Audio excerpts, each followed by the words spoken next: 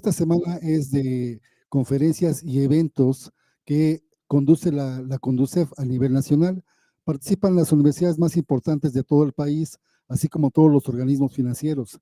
Entonces, sobre todo la carrera de ingeniería financiera es un evento por demás importante.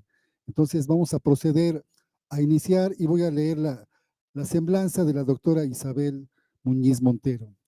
La doctora es profesora e investigadora de la Universidad Politécnica de Puebla y profesora de posgrado en la Universidad La Salle Puebla. Es doctora en ciencias por el Colegio de Posgraduados y doctora en administración por la universidad. Cuenta además con maestrías en administración por el IEU y sociología en la UAP, así como con una especialidad en ambiente y educación a distancia. La doctora Muñiz es miembro del Sistema Nacional de Investigadores a nivel candidato y coordinadora del NODES Puebla, del Instituto Nacional de Economía Social y Solidaria. La doctora Muñiz ha desarrollado una sólida trayectoria académica en torno a la financiarización en la vida cotidiana, la economía social y solidaria y los estudios del trabajo. Es autora además de artículos, capítulos y ponencias de alcance nacional e internacional y ha sido reconocida con distinciones como el Premio Ave Fénix 2024, la Medalla al Mérito Docente 2022 y la Mención Especial de las Ciencias Económico-Administrativas en la UNAM 2019. Hoy nos viene a presentar la ponencia titulada Economía Financiarizada, Origen, Contradicciones y Consecuencias. Su participación en este foro representa una valiosa oportunidad para reflexionar sobre los desafíos contemporáneos de la educación financiera y la economía con rostro humano. Démosle un aplauso a la doctora y le cedemos los micrófonos.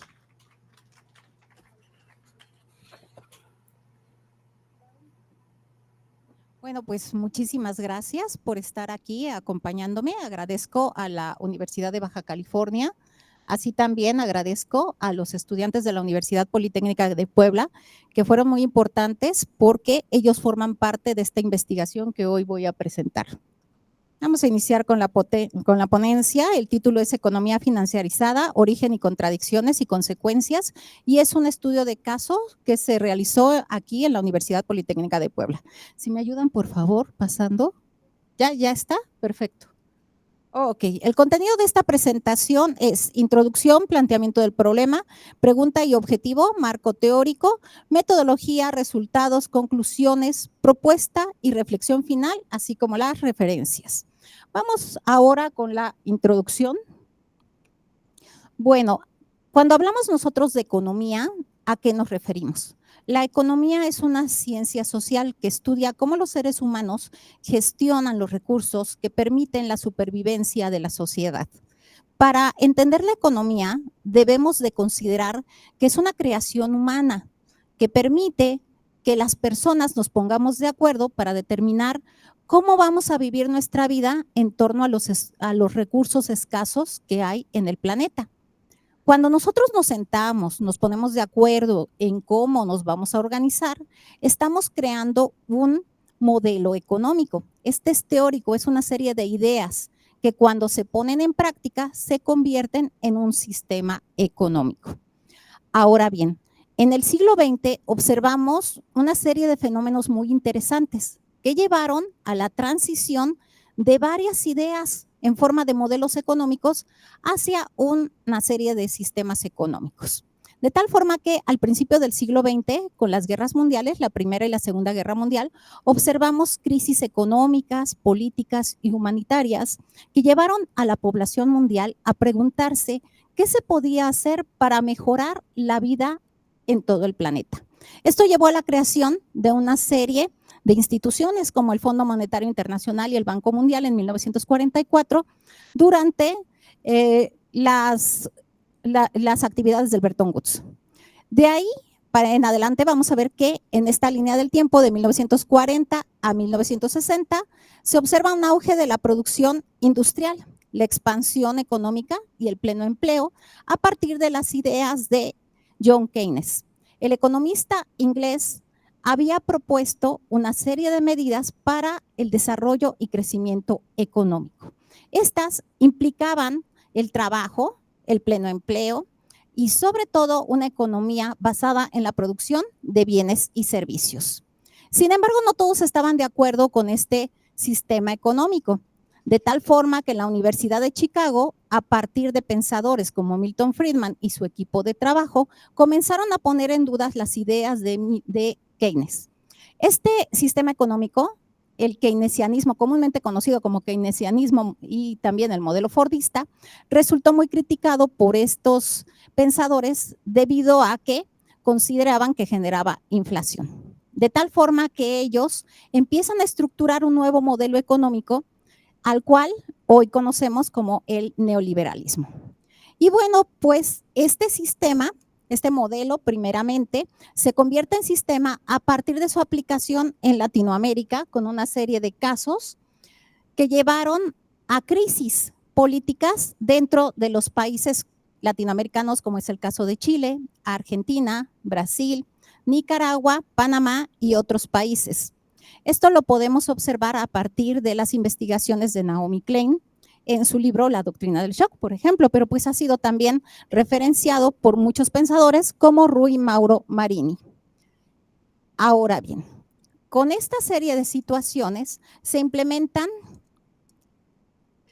varias dictaduras en América Latina. En México tuvimos cambios políticos, como fueron los que se presentaron en el 68, que acabaron con el anterior sistema económico. México, pues como el milagro mexicano, el momento de la industrialización de México y un momento, bueno, pues de bonanza económica en Latinoamérica. Para entonces se concebía que los trabajadores eran muy caros debido a todos los derechos que adquirían con las empresas. También se concebía que la población era muy cara porque se habían institucionalizado una serie de derechos también para las familias, para los niños, y había que hacer cambios que ajustaran la economía para beneficiar a una serie de grupos en el poder. Y bueno, pues el modelo fue impulsado por primeramente el presidente Richard Nixon, posteriormente la primera ministra de Reino Unido, Margaret Thatcher, y después Ronald Reagan, el presidente de Estados Unidos también. Lo que llevó a que en los años 80 se observara una liberación financiera, de regulación y globalización de los mercados, y ya para el año 2000 una serie de cambios tecnológicos que transformarían nuevamente el sistema económico a otra cosa. Estamos entonces en un proceso de transición del capitalismo productivo al financiero, que tuvo una serie de ventajas a partir del desarrollo tecnológico, como fue la creación del dinero digital y del dinero fiduciario. Este podríamos considerarlo como aquel que se basa en la fe y ya no está respaldado, por ejemplo, en lo que observamos en el Bretton Woods, en el patrón oro. Todos estos cambios, bueno, pues llevan a que la financiarización sea el predominio del capital financiero sobre la economía productiva. El valor económico entonces se vincula a la desvincula, de la producción real. Podríamos sintetizar todo esto con esta frase: el dinero ha dejado de representar la producción para representar las promesas del futuro. Y con ello cambia la vida cotidiana de la población. ¿Cómo cambia? Bueno, pues antes, en los años 70, nuestros abuelos privilegiaban el ahorro. Hoy se privilegia la deuda. Y eso es lo que vamos a ver con un sistema en el cual el dinero es deuda y la deuda es dinero. Vamos entonces, después de esta introducción, ahora a hablar de la justificación. Bueno, como les dije, forman parte de este estudio los alumnos de la Universidad Politécnica de Puebla. Me interesaba conocer cómo ellos viven y naturalizan la introducción de la financiarización en su vida y si esto llevaba algunas contradicciones, si se tendría que considerar como una serie de aspectos positivos o negativos dentro de su vida cotidiana. El planteamiento del problema de esta investigación, a ver si se ve o ya no se ve, sin señal, ¿verdad? Bueno, en lo que recuperan la señal, les voy platicando el planteamiento del problema. Se basó en una pregunta central, la cual es: ¿cómo se manifiestan los procesos de financiarización en la vida cotidiana de los estudiantes universitarios a través del uso de aplicaciones bancarias digitales y de qué manera estas prácticas revelan las contradicciones sociales, económicas y culturales del capitalismo financiarizado? El objetivo de la investigación fue analizar el origen de estas contradicciones y las consecuencias de la economía financiarizada, identificando cómo las lógicas del capital financiero se expresan en la vida cotidiana de los estudiantes universitarios a través de algo pues tangible, porque imagínense estar pensando, bueno, ¿qué opinan los estudiantes acerca de el uso de las apps, del uso de las nuevas tecnologías, de las criptomonedas, del dinero fiduciario? ¿Y qué opinan de que hoy en día la deuda se privilegie por sobre el ahorro? A ver cómo vamos. Sigo avanzando entonces mientras tratan de que nuevamente se conecten las computadoras y puedan ver la presentación. Mientras les voy a estar platicando sobre el marco teórico.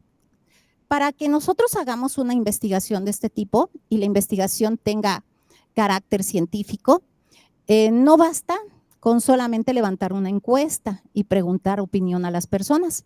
Necesitamos contar con un marco teórico. El marco teórico es un sustento, es un colchón que permite que nosotros podamos explicar la realidad. Yo construí un marco teórico histórico para poder explicar este fenómeno y me basé en autores como Naomi Klein, a la cual ya había citado, Milton Friedman, me basé también en David Harvey, un geógrafo muy famoso que ha realizado estudios sobre cómo el capitalismo hoy en día se concibe como una forma de despojo hacia los países del sur y hacia ciertos grupos poblacionales. También me basé en los estudios de Epstein y Arrighi sobre la globalización y sus efectos en la población mundial. De tal forma que este estudio implicó primero el análisis de la crisis del modelo keynesiano-fordiano, la caída del sistema de Bretton Woods, posteriormente en los años 80 la liberación y expansión de los mercados financieros, el libre mercado y todas sus implicaciones hasta que llegamos al año 2000 y las consecuencias del desarrollo tecnológico de las finanzas en la población. En cuanto al marco conceptual, bueno, los conceptos que guiaron esta investigación son los siguientes.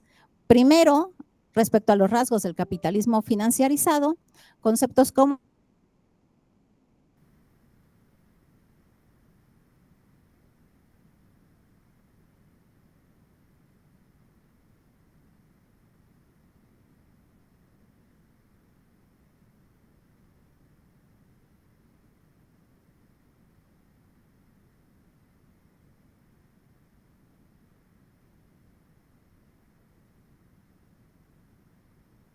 empleo que no tiene que ver con tu profesión, pero te van a pagar más. La mayoría de los estudiantes no pueden responderlo. Se les hace muy complicado porque pues le sienten cariño a su carrera y tienen esperanzas puestas en la misma. Fragmento representativo. Bueno, este es un fragmento que se toma de las entrevistas de lo que me dijeron para que lo podamos comentar aquí. Interpretación analítica, bueno, pues es ya la parte que yo realizo cuando yo comento qué es lo que están diciendo con ese comentario. Muy bien, si pudieran ayudarme, ya puedo, ok, entonces, a ver. Aquí vemos otro de los fragmentos, financiarización y apps bancarias con la digitalización del dinero. ¿Qué dicen? Yo nada más tomé un comentario, pero son muchísimos los comentarios que se analizan. Autoimagen emprendedora, ¿no? Y me di cuenta de que los estudiantes se sienten muy orgullosos cuando ganan dinero y cuando con ese dinero apoyan a sus familias, por ejemplo. Es bien interesante, ¿no? Porque incluso encontramos a estudiantes que utilizan lo que obtienen de sus pequeños emprendimientos para apoyar a sus hermanos, para apoyar a su mamá o para comprar comida para mascotas. Eso es otro de los datos interesantes que encontramos. Riesgo y consumo, ¿no? Pues esto de que un estudiante pagó, no se dio cuenta de cuánto se había gastado hasta el día siguiente cuando ve la app y se da cuenta de que se quedó sin dinero, ¿no? Entre familiares no se cobra. Esto es economía afectiva y familiar. Y esto es algo bien interesante. Fíjense que yo concibo que si por algún motivo nuestra especie ha podido sobrevivir, es por esos lazos afectivos. Para los economistas, la base económica es la que explica la supervivencia de la humanidad. Yo considero que debajo de la base económica hay una base emocional que lleva a que exista cariño entre familiares, entre amigos, entre parejas, y eso es lo que permite que, por ejemplo, en situaciones de crisis grave, cuando algún país se encuentra en esa situación o una región entra en crisis, puedan sobrevivir e incluso salir de dicha crisis. Vida cotidiana, la normalización de las apps, y aquí encontré algo bien interesante también, se normaliza el endeudamiento. Sus abuelos seguramente hubiesen pegado el grito en el cielo, ¿no? ¿Cómo? En aquellos tiempos, estamos hablando de los 70s y todavía los 80s, la gente veía como un valor deseable el ahorro y se fomentaba el ahorro. Hoy en día el valor es hacia el endeudamiento planeado. Es decir, es deseable que te endeudes para que tú puedas desarrollar un historial crediticio. Si no cuentas con él, no podrás adquirir todo aquello que necesitas para tu vida adulta. Entonces, es un cambio de los valores con estas nuevas generaciones. Y al mismo tiempo, el uso de las apps se considera como deseable. Las personas que no utilizan las apps están fuera de la modernidad, están fuera del mercado y por tanto podrían encontrar problemas para sobrevivir. Voy a regresar un poquito antes de concluir para que puedan, porque creo que como que les habrán quedado ganas de ver algunos resultados. ¿Todavía tenemos tiempo? Sí, unos minutos más. Ajá. Sí, porque como se desconectaron, se perdieron. Ok, vamos rapidísimo a resumirlo. Les decía cómo está este estudio. Ahora sí ya pueden ver las diapositivas. El método fue cualitativo, el enfoque cualitativo, ¿sí? Perdón, el paradigma fue cualitativo, el enfoque cualitativo, el método, antes se llamaban mixtos, ¿no? Hoy en día se les llama triangulación.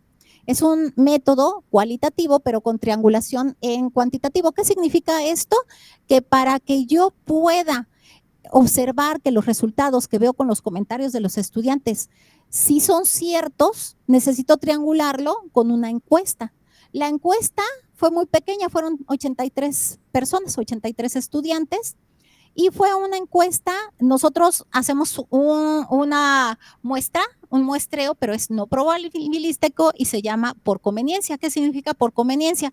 Pues que son aquellos estudiantes que quieren participar en el estudio. En cuanto al pilotaje, fueron 25 cuestionarios, se aplicó un pilotaje más o menos unos 20 días antes de aplicar la encuesta general. Y las técnicas fueron entrevistas semiestructurada, grupos de enfoque, análisis temático, y a todos los estudiantes se les dio a firmar una carta de consentimiento asistido, voluntario e informado para garantizar la ética del estudio. Hoy en día, para que yo pueda publicar esto, debo garantizar que los estudiantes están de acuerdo con participar. Yo no puedo poner comentarios que un estudiante no quiere que ponga, ¿sí? Entonces, a todos les informé, bueno, en qué consistía el estudio, para qué era, y todos tienen el derecho de saber los resultados de esta investigación. Entonces, todos los que participaron, incluso estoy viendo algunos que ya estarán reconociendo sus comentarios, ¿verdad? Mira, por ahí se ríen algunos, porque en eso yo lo dije. Y bueno, pues se publicó.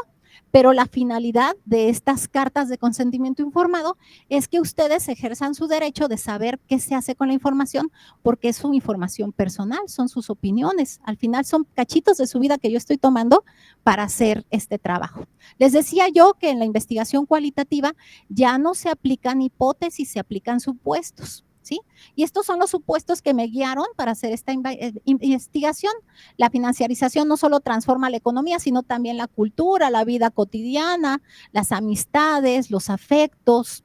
Todo eso lo va a transformar la forma en que vivimos la economía hoy en día.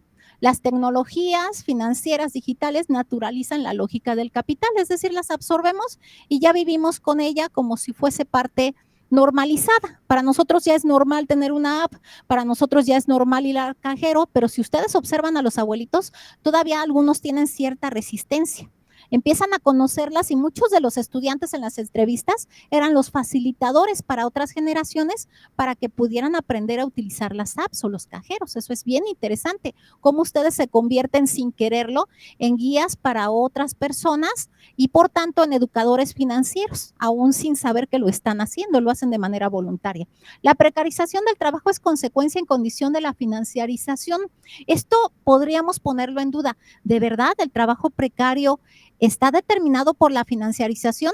¿Y cuál es su relación? Bueno, pues tiene que ver con el hecho de que pues la mayoría de las personas hoy ganan una quincena pero esta no se observa que llegue al final. O sea, dice el dicho, ¿no? Comúnmente, me sobra mucha quincena después del sueldo, ¿no? Entonces, pues, ¿qué hacen? Optar por el endeudamiento, incluso para satisfacer algunas necesidades básicas, y esto se ha normalizado.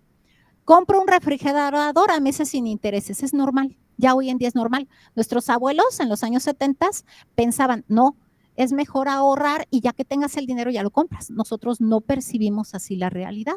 Entonces la precarización en gran medida se favorece de que estemos acostumbrados a endeudarnos. No hay problema, pues si no terminas la quincena, saca la tarjeta de crédito.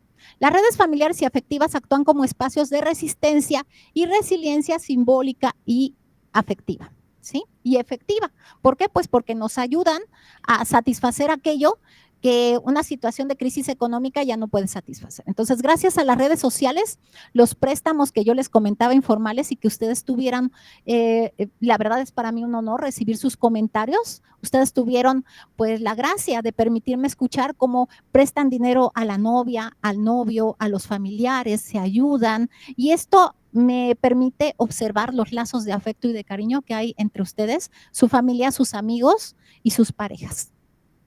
Bueno, les decía yo, estas son las categorías que formaron parte del estudio, ya no me entretengo mucho, y los resultados, ahí está, todo lo que me comentaron en la encuesta. Esos son los resultados, aquí pude observar que casi todos tienen una tarjeta de débito, algunos tienen la de la beca Benito Juárez, algunos tienen la de crédito. También se observan algunos de ustedes que tienen tarjetas que les han proporcionado sus papás. Y bueno, les decía yo, ¿cuáles son, cuántas veces utilizan las apps bancarias? La mayoría 2 veces a la semana, pero hay quienes las utilizan diario y algunos no las utilizan. Esto, bueno, pues fueron los resultados de los grupos de enfoque. Se acordarán que en algunos momentos yo les pedí a ustedes que formáramos mesas para discutir el tema. Y bueno, pues estos fueron los temas que principalmente salieron. Aquí quiero que vean la línea del tiempo discursiva. Esperanza, sí, pero también resignación. O sea, están ambas cosas. Me resigno a que la vida hoy va a ser difícil, mi vida laboral, pero al mismo tiempo tengo esperanza en que, pues igual y si me preparo más, si soy habilidoso, puedo salir adelante. Pero también observamos en estos focus group la adaptación digital. Y bueno, las categorías que les comentaba. Y vámonos ahora sí a las conclusiones. Bueno, yo creo que esta investigación, como conclusión principal, me permitió observar que la economía, si bien pues para muchos investigadores siempre ha estado centrada en un tema científico, duro, de números, se debe de hablar de una economía que también está permeada por los sentimientos, por los lazos de cariño, por el amor. Y esto resulta hoy en día complejo en ciertos sectores, pero hay otros como los de los investigadores que se han familiarizado y que se han especializado en la economía social y solidaria, que no tienen miedo a hablar de estos temas. Tal es el caso, por ejemplo, de los compañeros de la UAM. Hace poco estuve en la UAM Xochimilco y platicábamos de que ellos están interesados en este tema. También en el doctorado de Economía Social y Solidaria de la UAP, ellos me decían, es que si no somos amigos, no podemos hacer economía social y solidaria. Es que si no somos compañeros de vida, si no somos familia, si no nos queremos, no podemos percibir la economía de otra forma. De tal manera que el endeudamiento, si bien es deseable, también es deseable vivir la economía de otra forma. Debemos de considerar, valorar y cambiar, ¿sí?, nuestra forma de pensar la economía, entender que si bien los bancos tienen cierta lógica y que es la que muchos de mis estudiantes están aprendiendo, también las redes de afecto económicas tienen otras lógicas y que son igualmente valiosas.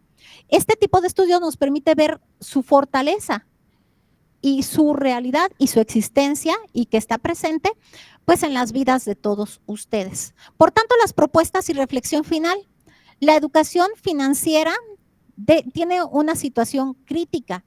Debemos de entender que la educación financiera no nada más es enseñarle a la gente a cómo utilizar las apps, a cómo endeudarse de manera saludable, sino también a relacionarse con la economía de otra forma, no viéndola como algo tan complejo y lejano y difícil, sino como algo que forma parte de su vida cotidiana. Fomentar la economía social y solidaria. la necesidad de políticas públicas de inclusión justa y que también se hable y se comience a llevar al debate todos estos temas que tienen que ver con la inclusión de la economía social y solidaria. Y bueno, pues yo los invito a reflexionar y a dialogar sobre este tipo de temas que pueden parecer muy revolucionarios respecto a ver la economía como algo más que simples números. Y bueno, pues este trabajo ya ha sido publicado. Aquí vemos 2 revistas en donde ya se encuentra publicado, como es Invedu y también en algunos congresos nacionales e internacionales. Las referencias que formaron parte de la investigación. Y bueno, pues por su atención yo les agradezco. Mil disculpas por los problemas técnicos, pero bueno, pues si tuviesen alguna pregunta, con todo gusto estoy a sus órdenes. Muchas gracias, doctor. Le damos un fuerte aplauso. Bueno, después de algunos problemas técnicos, finalmente recuperamos la señal por acá y le preguntamos también a los de la Universidad de Baja California si tienen alguna pregunta. Estamos para servirles. Buenas tardes a todas y todos de las facultades de... Primero, aprovechar, doctora Isabel, muchas gracias por su presentación esta Semana Nacional de Educación Financiera. Queremos saludar y pedirles también a la Facultad de Ciencias Administrativas del Campus Mexicali que están conectados en esta transmisión, en la Facultad de Contabilidad y Administración de Campus Tijuana de la UABC. También, ahí está Tijuana, ahí saluden, por favor. También de la Universidad Estatal de Sonora, Campus Hermosillo, y esto en conjunto con los cuerpos académicos, Estudio de Gestión Pública y Desarrollo Social, Gestión Financiera y Administrativa de las Organizaciones, Estudios Financieros, Planeación, Desarrollo Regional y Turismo de la UES Hermosillo y Desarrollo Económico Regional y Competitividad Organizacional de la UES Campus, de la Universidad Estatal de Sonora, Campus Hermosillo. No sé si alguno o alguna tenga alguna duda para la doctora Muñiz, algún cuestionamiento, alguna pregunta. O allá en Puebla, en la misma universidad, alguna pregunta que tengan por allá. Pues si la doctora pudiera hacernos un breve resumen así de la conferencia por la parte que se perdieron. Ok, bueno, no sé exactamente qué partes se perdieron, pero un breve resumen. Bueno, pues se trata de una investigación cualitativa con triangulación hacia un estudio cuantitativo. Se aplicó una encuesta, pero también grupos de enfoque, entrevistas, para tratar de entender cómo la financiarización de la economía, como un nuevo sistema económico que está surgiendo actualmente, bueno, ya tiene sus años, pero después de la pandemia ha tomado ciertas características nuevas, cómo está permeando en la vida cotidiana de una población de un país periférico al sur y dependiente, una economía dependiente, ¿no? Y para ello, pues, utilicé el apoyo de mis estudiantes. Entonces, este estudio lo centré en ellos para entender, bueno, pues ellos, que son estudiantes de finanzas, cómo viven la financiarización en su día a día. Y me encuentro con 2 cosas. Por un lado, que han normalizado la financiarización, el uso de las apps, que ellos perciben que es necesario el endeudamiento, que ellos perciben que el endeudamiento es deseable para generar un historial crediticio, que se sienten seguros en cuanto a su conocimiento sobre de estos temas, pero inseguros en cuanto a enfrentar la realidad allá afuera, que puede ser muy crítica precisamente por las problemáticas económicas que pues se van a presentar a nivel global y que aunque están allá arriba, pues afectan en lo local y afectan a las personas de manera individual, ¿no? Entonces ellos, pues a través de la plática, la convivencia y a través sobre todo de estas técnicas que son científicas, pues logramos observar que tienen una visión distinta respecto a la economía formalizada, formal de los bancos y la que viven en el día a día con sus familias y con sus seres queridos. Entonces observo una fuerte solidaridad de los estudiantes en su día a día, están formados con valores de cariño, de amor que permean sus prácticas económicas y por otro lado están formados hacia la aplicación técnica del conocimiento financiero. Y cuando yo me encuentro con esto, encuentro contradicciones en la financiarización y encuentro también que una forma de enfrentar las crisis económicas, pues es precisamente, y perdón por la palabra, puede sonar como muy cursi, pero es el amor. ¿sí? Entonces, anteriormente se hablaba de la economía como la base que sostiene la superestructura, ¿no? Si nos vamos a los estudios marxistas, pero yo diría que hay algo más, que son estos valores, estos afectos que todavía permiten que se mantenga el tejido social y que permiten que las familias salgan adelante, que estén bien a pesar de los problemas económicos que pudieran estar enfrentando. Y bueno, pues esos valores los encuentro en mis estudiantes, pero como todo buen estudio científico, seguramente si yo lo aplico en otro lugar, encontraré lo mismo en el caso mexicano, que los estudiantes de todas las carreras de todo México, todos estos chicos de esta edad que comprendió entre los 20 y 26 años, tienen valores afectivos que permiten enfrentar las problemáticas y las crisis económicas. ¿Sí? Eso a grosso modo podríamos decirlo. Y bueno, pues también como conclusión que es necesario participar a los estudiantes, capacitarlos en otras formas de economía, como es la economía social y solidaria, para que ellos aprendan que la economía al final pues son modelos, son ideas que surgen muchas veces en las universidades y que posteriormente se transmiten a la realidad y se convierten en sistemas económicos. Eso así de muy a grosso modo es lo que trate de comentar el día de hoy. Muchas gracias, doctora. ¿Alguna pregunta por acá, jóvenes? Adriana.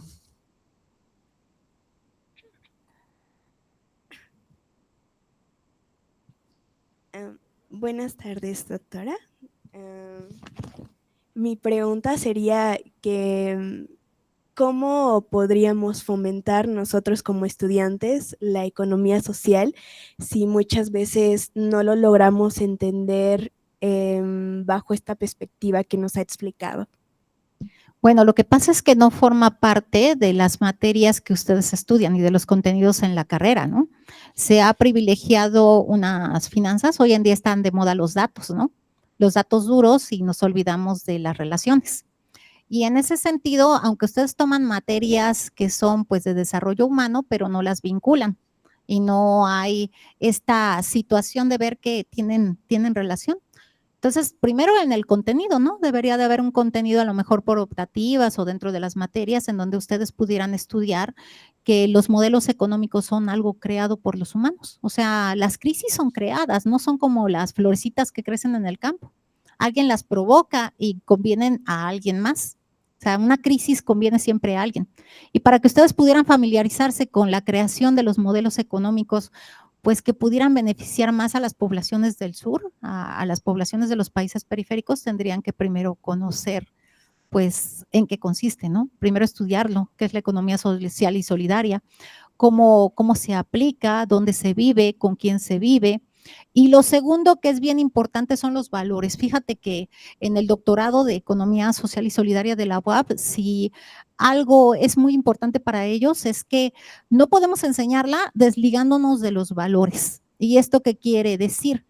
Que personas buenas crean economías buenas. ¿Sí? Modelos económicos buenos. Entonces tenemos que enseñarles desde, prácticamente eso es algo que hace poquito estuve en el Congreso platicando sobre de las políticas que deberían de guiar la enseñanza de la economía en la gente. Desde niños debemos enseñarles a hacer una economía solidaria, bondadosa, ¿no? Donde todos puedan entrar. Una economía que tenga a las personas en el centro y no nada más el dinero y las empresas, lo cual podríamos pensar es muy revolucionario, pero no, desde la revolución industrial ya se hablaba de esto, ¿no? Entonces, para que lo entiendan es eso, vivirlo, que nosotros se los enseñemos, que nosotros como docentes nos preparemos en economía social y solidaria y luego pues se las transmitamos y no en licenciatura, sino desde que son chiquititos, ¿no? Y hay algo muy bonito que tal vez no se dieron cuenta, pero que ustedes ya la practican. O sea, no se habían dado cuenta, yo los veo, ¿no? Hace ratito, por ejemplo, un estudiante me regaló un dulcecito, no me lo cobró, ¿no? Para que se me quitaran los nervios por dar esta ponencia, ¿no? Ese tipo de acciones tan bonitas, esos detalles, cambian la perspectiva de cómo debe ser la economía, ¿no? También puedo regalar, puedo compartir, puedo cooperar, ¿sí? Sí, gracias, doctora. Incluso o sea, es un tema muy importante y aunque aparentemente parezca hasta cierto punto utópico, en la materia de ética profesional los muchachos están viendo precisamente eso y que muchas veces la desinformación es la que hace que haya una gran aprovechamiento por parte de las grandes empresas de las personas. porque incluso a nivel constitucional las garantías individuales exigen que exista una reciprocidad, ¿no? Entonces, por ejemplo, los bancos en algún momento dado quieren, o sea, pueden quitar las casas, el terreno a un agricultor que tiene determinadas siembras, pero hay una gran disparidad. Esa disparidad se puede argumentar a nivel legal. Entonces, muchas veces el problema es la desinformación, porque si nosotros vemos el fondo de la ley tiene que ser justa. Y entonces en esa justicia hay muchas veces la desventaja de la desinformación. Entonces ahorita este tipo de eventos que tenemos a nivel nacional, por ejemplo, ahorita tenemos conectados a una gran red de universidades, en este caso estamos con el norte del país, nosotros estamos aquí en Puebla y nosotros hablamos de todo el país, ¿no?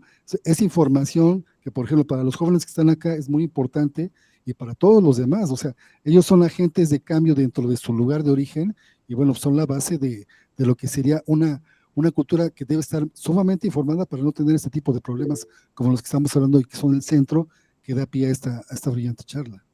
Sí, y bueno, yo quisiera preguntarles, a lo mejor está mal, ¿no? Porque se supone que ustedes deberían de preguntarme a mí, no yo a ustedes, pero por ejemplo, yo quisiera preguntarle a Luis David, a Josué, a Ángel, a Diana, sí, a Felipe, ¿qué se sintió ver lo que comentaron ahí a nivel nacional? Sus comentarios, ¿no? Su participación en este estudio y que de repente sepan que pues sirve, que funciona para educar, para transmitir, ¿no? Para divulgar conocimiento y que ya está hasta publicado en algunas revistas. Entonces quisiera que me dijeran cómo se sintieron, ¿no? De ver que ahí están. ¿Por dónde andan los alumnitos? A ver, ¿quién quiere comentar? Ahí está Josué. Sí.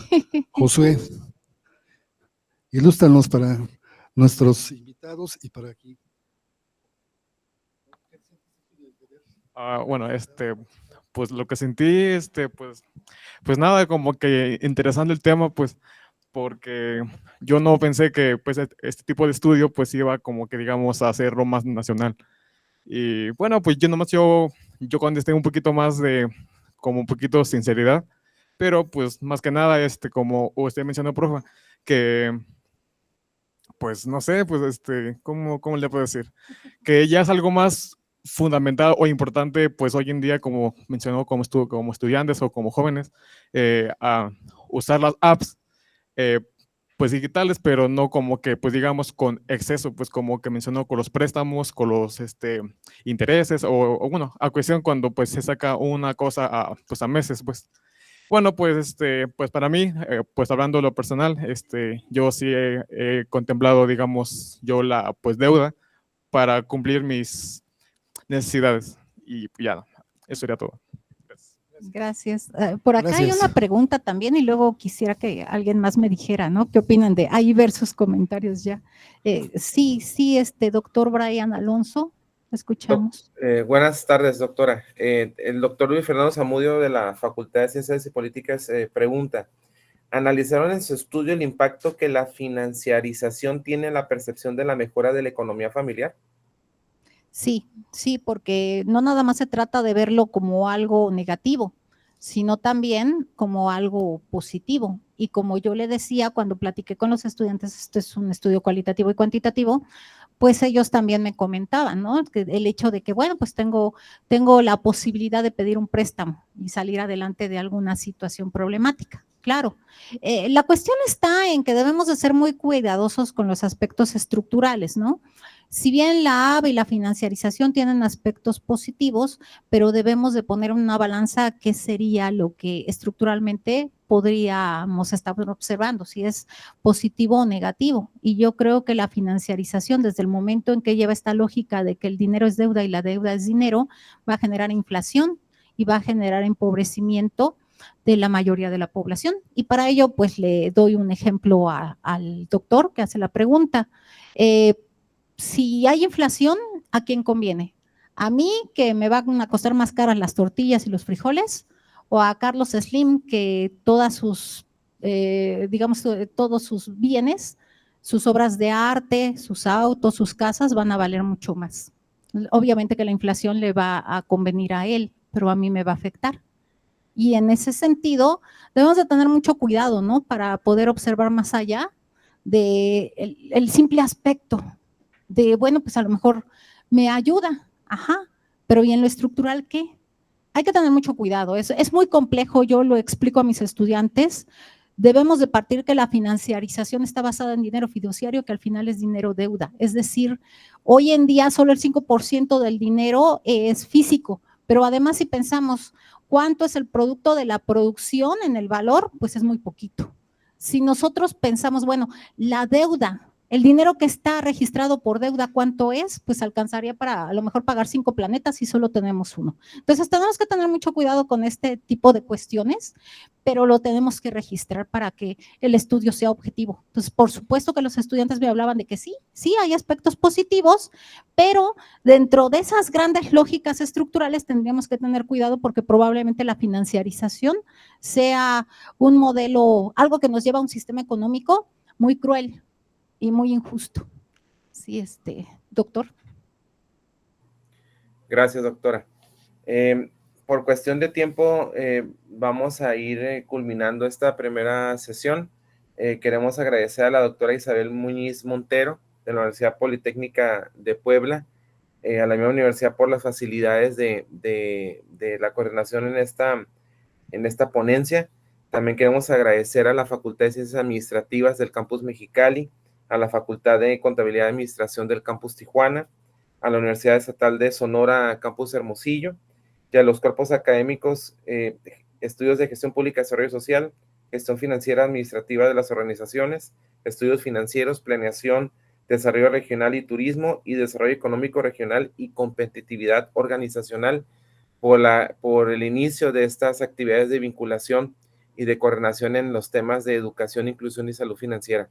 Muchas gracias a todas y a todos, y nos miramos en las siguientes sesiones que le estaremos publicando en la página, en el Instagram Edufin UABC, Educación Financiera UABC, y en otras redes sociales. Muchas gracias a todas y todas y que tengan un excelente día.